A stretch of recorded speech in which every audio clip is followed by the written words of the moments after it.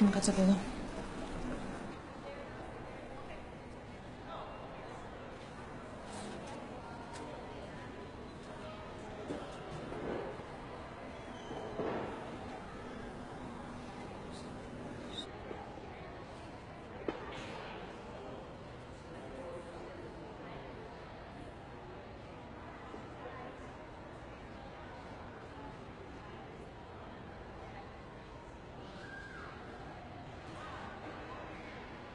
Οικονόμου.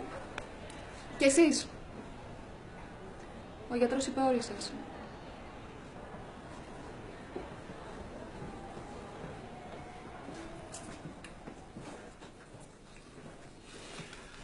Καλημέρα. Καλημέρα. Ανούλα, τι βλέπω.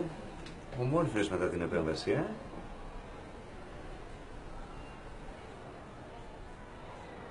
Συμβαίνει κάτι, γιατρέ? Όχι, κάθε άλλο.